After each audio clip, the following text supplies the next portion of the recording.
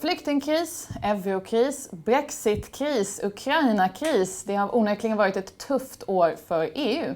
Vi befinner oss i London och ska prata med Mark Leonard som är chef för European Council on Foreign Relations, en ledande tankesmedjan gällande EU-frågor. Welcome Mark, thank you for speaking with us. Thank you. So you wrote a book a few years ago called Why Europe Will Run the 21st Century. How do you feel having written that book now?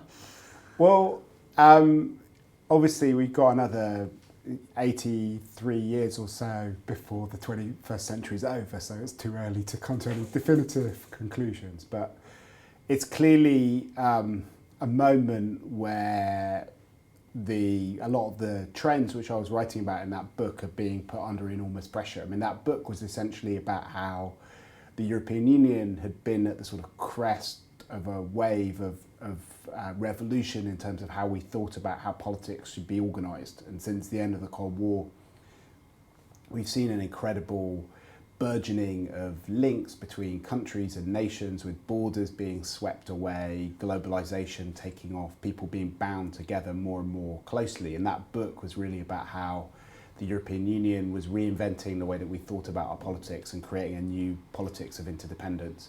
And now what we're living through is a sort of counter-revolution where you have populist parties coming to power right across the world that are questioning a lot of the things which are embedded in the European project, and looking at the dangers of interdependence rather than the opportunities. So they're complaining about the economic dislocation as a result of globalization, about migration and the flow of people, about trade and the dangers of free trade regimes, financial contagion, terrorism, and the mood in many European capitals, in fact right across the developed world, is about people wanting more independence rather than interdependence. I think it's too early to know exactly how this ends up resolving itself, because in some ways what you're seeing is people ripping down a lot of the institutions which have defined this period of interdependence. So the Brexit vote in the UK is an example of that. But counter-revolutions can either destroy the revolution or they can end up legitimating it and reinforcing it. But isn't this what people always say? They say Europe grows stronger through crisis. I don't, yeah. Can that always be the case? Will that always be the case? It will be the case until the crisis ends up destroying the European Union. And I think it's a brave person who makes any predictions at the moment. You know, I was wrong about a lot of political events over the last couple of years. I was very surprised when Jeremy Corbyn became leader of the Labour Party in the UK. What about Brexit? Were you surprised by Brexit? I was more shocked than surprised. I mean, I 2 weeks before the Brexit vote, the polls showed that a majority of people were in favour of leaving the European Union. Given the debates that we've had for decades in Britain about the EU, it wasn't a big surprise that when you had a referendum against the backdrop that we have with the Euro crisis, the refugee crisis, and with the British media and political class having taken the positions they were, it's not a huge surprise that people voted to leave the EU. At the same time, it's a huge shock to the system and to my way of kind of thinking about things, because I think it's something which is going to wreak a huge amount of economic damage on Britain, and is going to make Britain less safe and less... But people don't care about that. Isn't that the thing? They don't care about if it wreaks economic damage on them. Wasn't that the vote? Isn't there a lot of the backlash is about that? They don't necessarily think that the damage is on them. I mean, one of my friends was doing a lot of focus groups and polling during the referendum campaign. And she did a focus group in the north of England and was asking people, do you not believe the predictions of the Governor of the Bank of England, of the IMF, of all these other agencies about the economic damage which Britain will incur if it votes to leave the European Union? And the people said, actually, yes, we believe it, but it's not going to affect us. And it's about time those people in London understood what it was like to live with the sorts of things that we live with on a daily basis. So there was, Britain during the referendum was very like the US during its election. It's a 50-50, the result of the campaign was 52-48%. And it is a sort of divided country where there is a huge difference between the way that people think about interdependence and the European Union, and it's mainly a product of how much education people have. The big divide is people who have university degrees and don't have university degrees. That's more important than the difference between young and old, north and south, big cities and the rest of the country. And if you have a higher education degree, what you see out of the European Union and globalization is a sense of opportunity. You can see the benefits and you worry about the risks of leaving. Whereas those who didn't have degrees, much more focused on the vulnerabilities that comes with large moves of population, which we've had as a result of the enlargement of the European Union, and the sort of economic constraints which are being put on Britain. And that's why the slogan of vote leave, take control had so much resonance with people who felt that they are losing control and that the country feels kind of alien to them. They thought of themselves as the majority and as the people who sort of defined what it meant to be British and English and whom the political class was there to defend. And now they feel that they are sort of strangers in their own land in a way. And that was the kind of dynamic which was unleashed. But it's difficult to know whether that's going to be where you end up or whether this is a sort of backlash against a kind of inevitable move of history. And I think a lot of that will depend on how people respond to the Brexit vote and to the election of Donald Trump. If you use it to make the European Union and globalization work in the interests of larger numbers of people, and you solve some of the problems associated with those things, then it could actually end up making those shifts, which I wrote about in my book, ending up being more legitimate and more robust and lasting for a longer period of time. Some people, they point to this picture and say that this is the picture that sums up politically the year of 2016. And we can see here Obama, Renzi, Cameron, Hollande all waving goodbye, and Mrs. Merkel literally being the last woman standing. Do you think this picture is a good picture of this year? Well, yeah, I mean, if you want one image of 2016, that is the image of all of these men who were in the committee that ruled the world now being swept away. Some of them, like Obama, because their terms came to an end, but a lot of the other ones had nasty surprises. David Cameron and Matteo Renzi both called referenda which they thought they would win, and they got swept away by this tide of populism. And I don't think that President Obama thought that he was going to be handing over to Donald Trump. I think he thought he was going to be handing over to Hillary Clinton. So it is a big shock to them, but it also shows this counter-revolution that I was talking about, where in all of those countries you are seeing politics moving into a different place, where you have different kinds of leaders emerging. We don't know what's going to happen in France, but I suspect that whether François Fillon or Marine Le Pen wins, you'll see a politics that reflects this kind of shift towards nationalism and towards a more kind of sovereigntist agenda that you saw happen in the UK and you saw happen in the US as well. And it is also a very good illustration of how that kind of G7 world. Because this photo is taken at the G7 summit earlier this year. Yeah. Exactly. I mean, it stands for everything that the Donald Trumps of this world are running against, which is this sort of idea of a, elites meeting. Davos man. Exactly. So is Mrs. Merkel now the leader of the free world, as some people have put it?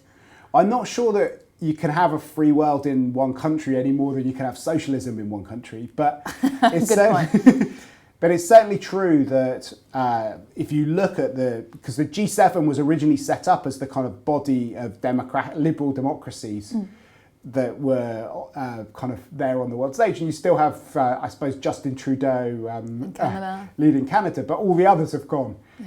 And Germany is the most powerful country in the European Union, it's stepping up to playing a very different role, not just on traditional economic issues, but increasingly Angela Merkel has been leading on foreign policy issues, particularly the relationship with Russia, but also on the refugee crisis.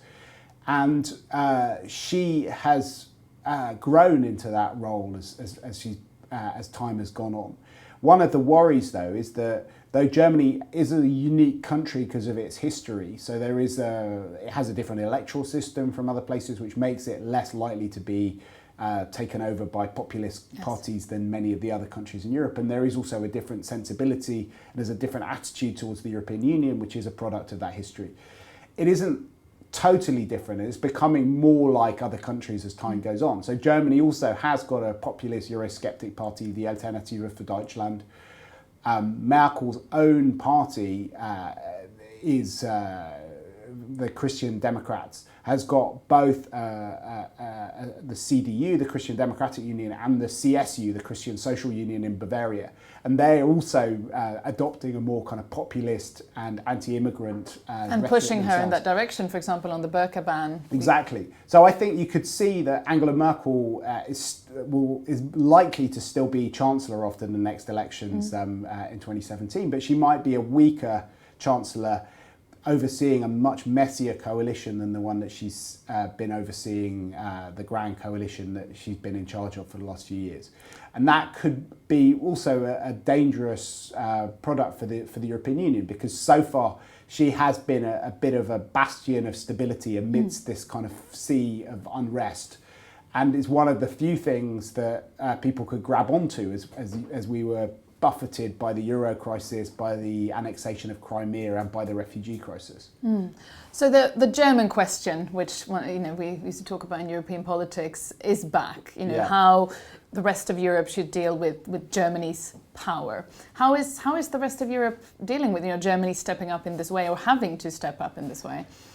Well, I think it's worth unpacking that a bit, because you've had sort of three German answers, I suppose, to European German question. To European questions. There was the Germany of the Euro crisis, where Germany was in a position of dictating terms to other member states as the kind of main creditor during the Euro crisis, and where it took Angela Merkel quite a long time to both realise how important the crisis was, and also to realise the dangers of being too rigid in enforcing the idea of no bailouts in the Maastricht Treaty. And I think the fact that she insisted that every country should have to bail out its own banks and that there wouldn't be any socialisation of debt obviously precipitated a crisis in a lot of Eurozone countries, and ended up being quite debilitating. It meant that resolving the Euro crisis ended up being much more expensive and much more difficult than people wanted. And also beforehand. A lot of resentment against Germany growing in these countries. Absolutely. But she did show some flexibility, and there was this thing which Germans called the Merkel Circle, where she said that things would be impossible and unthinkable until they happened. And then they were not. So that was the sort of the first testing ground.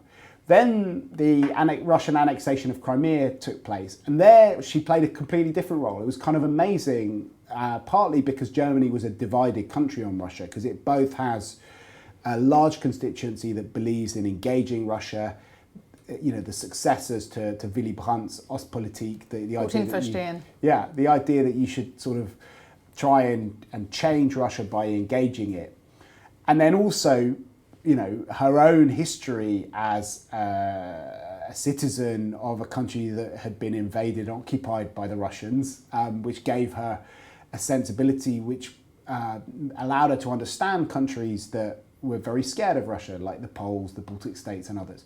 And she somehow managed to bridge this divide and managed to allow the European Union to stand together behind some very serious policies, including tough sanctions against Russia, which was pretty difficult to imagine, actually. If you go back 10 years and look at how divided the European Union was on Russia, to think that it would have stayed united in the face of the annexation of Crimea and able to implement really tough sanctions against Russia, it wasn't a given. I think that was very much due to Angela Merkel's and there's still a lot of sort of different approaches coming from different countries to Russia. There's Absolutely. A difference between... But still, she's managed to keep them together and inside the same tent. And that is a real achievement. And I think that is something which she deserves a huge amount of credit for.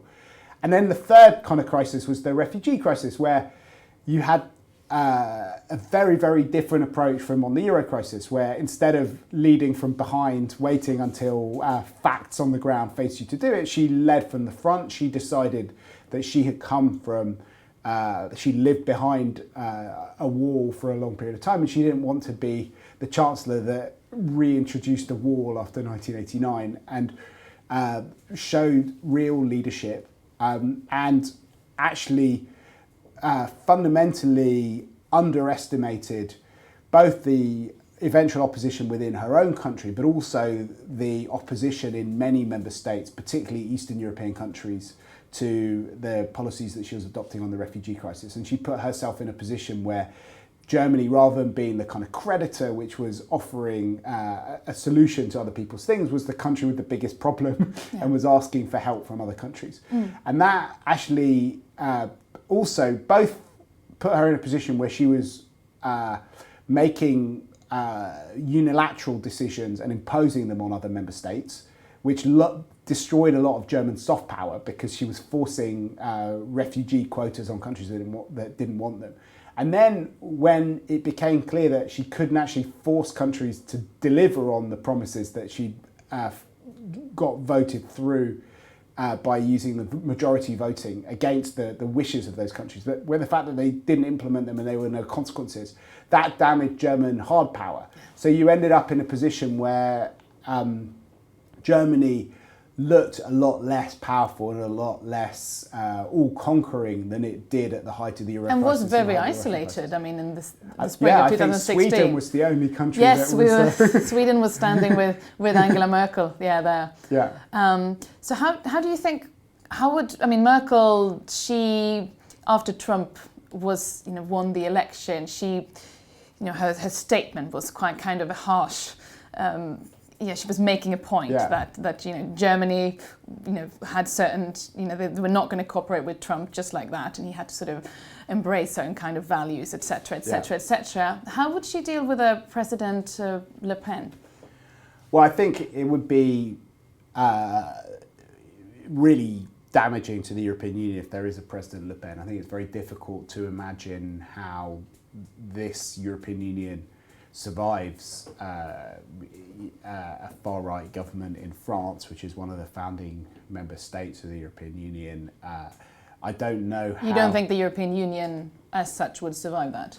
I think it's very difficult to know exactly what President Le Pen is going to do. The National Front has never run anything beyond like local town halls before, so it's quite difficult to be clear, how much of her rhetoric actually ends up going into practice. But France is a pretty existential bit of the running of the European Union. You've had ups and downs in the Franco-German relationship. You had some French prime ministers and presidents that were very pro-European, others that were more Eurosceptic. But if you have somebody in the Élysée Palace who's determined to dismantle the European Union, it's very difficult to stop that from happening. And Will President Le Pen mean Frexit, France leaving the EU? Well, I'm not sure if you get an immediate Frexit, but she's changed her position a lot as well. She used to say that she wanted to leave the euro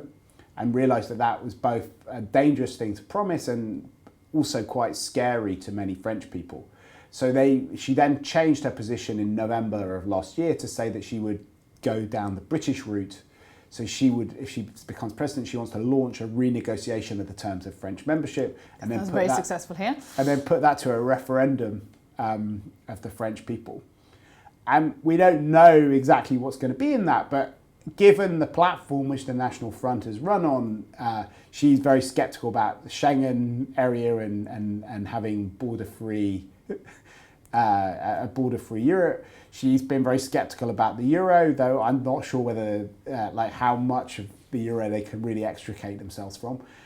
So it is a sort of big unknown what she would do, but it's certainly going to make it difficult to have sensible, integrated policies on the European stage. She won't be a natural ally for Chancellor Merkel as leader of the free world. It's fair to say that. Yeah. And it could easily precipitate an unravelling of the European Union. And having a French president from the National Front in sort of goes completely against the whole DNA of the European project, which is essentially about escaping from that sort of history where you have parties like that in power. So it's very, very hard to see how the EU in its current state survives. It's been difficult enough with people like Viktor Orban in Hungary, but Hungary is not France. France would be a different sort of proposition. So I think it would be far more of a shock to the system than a Brexit, from having a Le Pen as president in France. And so Italy, so a lot of eyes have been on Italy, obviously with the referendum recently, and then the situation with the debt in the Italian banks, and Euroscepticism is growing even in Italy. Yeah, which is surprising. No, it's amazing. So Italy's this country of European federalists, Spinelli, the Treaty of Rome, Messina, all the kind of founding acts of the European project come from Italy. And now the parties which are most successful in the opinion polls, both the Five Star Movement and the Northern League, which are doing very well in the opinion polls, are both extremely sceptical about the euro and Italy's continued membership of the euro, but also the European project more generally. And there are clear explanations for why Italy is going through the phases it's going through. It's had stagnant growth for a very long time. There's a lot of frustration about German economic policies and in the management of the Eurozone. And then when it comes to the refugee and migration crises, Italy is very much in the front line with Lampedusa. It's a place where many people show up and they feel that they haven't had much solidarity from other European countries. And I think that has fed through into a general mood of disillusion and frustration with the European project. And I think it certainly looks very plausible that you could have a five-star government in Italy. I'm not sure that will be as destructive to the European project as President Le Pen in France, but would certainly mean that at your G7 meeting, I mean, there was this famous quote by tweet by Martin Selmayr, the chief of staff to Juncker, the president of the European Commission, at the last G7 meeting, where he predicted that the next G7 could have Trump, Johnson, Putin. It was G8. It was Trump, Johnson, Putin, Le Pen, and Beppe Grillo. Yes, and Boris Johnson didn't become Prime Minister Boris yet, Johnson but was the rest the only one that hasn't happened yet, but the others might very well happen. Yeah, and it's extraordinary, isn't it? So there's been lots of crises in Europe this year. So Ukraine, the Euro crisis that's going on next year. You'll have a vote in the Bundestag probably on Greece again. The refugee crisis, Brexit. Theresa May probably triggering that Article 50 in March, and then how to deal with Trump. Which of these crises do you think we'll be talking about the most next year? Well, we're in this sort of phony war on a lot of these things. So Brexit, we know that it's going to happen, but it hasn't happened yet, and that could take all sorts of different forms, because you could have a Brexit deal that keeps Britain very closely bound in, that does minimal economic damage to the UK and to other countries, where there are kind of compromises found on a whole series of different issues. Or you could have a nasty, acrimonious process that ends with no deal, where Britain sort of falls out with an unnegotiated thing, which would do enormous damage not just to the British economy but other economies, and would make it much more difficult to sustain cooperation on counter-terrorism, on security and other sorts of issues.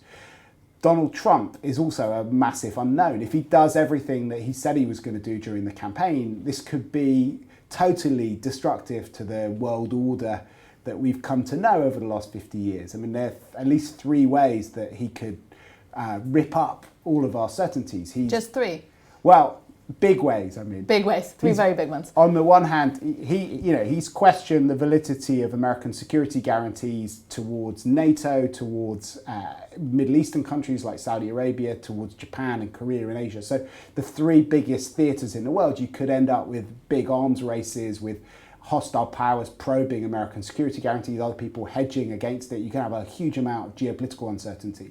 He's also questioned the whole validity of the global institutional order and talked about renegotiating everything, all the trade deals, and doesn't seem to believe in international institutions and think that the liberal order is in America's interest. So that would be a kind of massive disruption.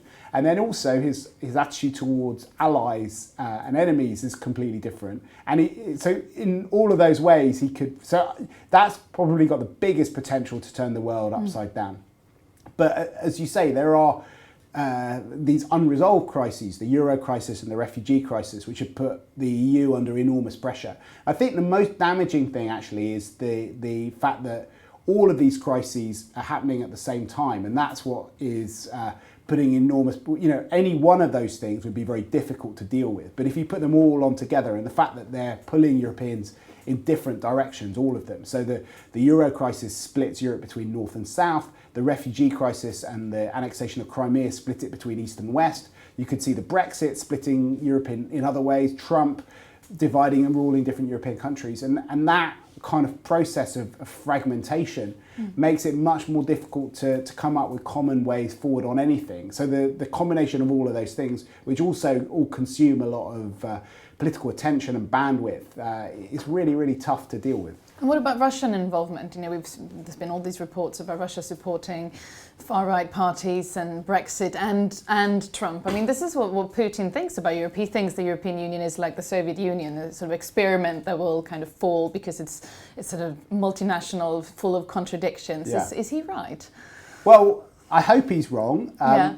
I think, there's a huge amount of focus on what Russia did in the American elections with the hacking of the DNC, and I was talking with senior German intelligence sources who are worried that the same thing is going to happen during the German elections, that there'll be a lot of hacking and trolling, and people talk a lot about the support for far-right parties like the National Front. I mean, my own feeling is that those things are all bad and worrying, but I think that in a way we're focusing on the main things. If Russia disappeared tomorrow, these parties would still be there. I think that's a good point. In a way, they might make a difference in the margins, but most of the causes for these political parties are endogenous, and they're more to do with bugs in the system of globalization and the way that the EU's worked, rather than because Russia's getting directly involved.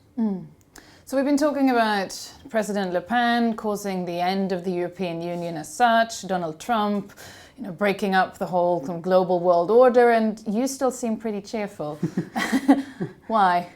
Well, there are two ways of looking at the world at the moment. One way is to think about the sort of lives that most people are living, and if you do that, we do live in the best of all possible worlds. In historical terms, people are wealthier, richer. There are horrible wars going on in different parts of the world, in Syria. But compared to the world of my mother comes from a German. My mother is a German Jew. She was born in exile during the war. My father was evacuated during the Second World War. His father fought in the First World War. I think compared to that world, we live in an extraordinary paradise. I mean, there's a lot of uncertainty. There's a lot to be scared of, because the things which have made our world a much better world than the world of my parents and my grandparents are being put under enormous pressure and strain at the moment. So there is a real question about whether these things can be reinvented and saved. But it's worth keeping these things in proportion. In historical terms, we are still incredibly privileged in terms of the sort of lives that we can lead. And none of these stories have been written out yet. We don't know how the Brexit story is going to end up. We don't know what kind of president Donald Trump will be. It's a sort of strange interregnum where the old order is dying, but the new one has not yet been born. And I think we have to see how we find our way through this and what kind of order is going to emerge as a result of what's happening at the moment, and to see whether we can sort of survive the storms. A long and violent labour process. Indeed. And yes, so thank you very much. Still 83 years left of the 21st century. Thank you very much Mark Leonard, och stort tack att ni har tittat.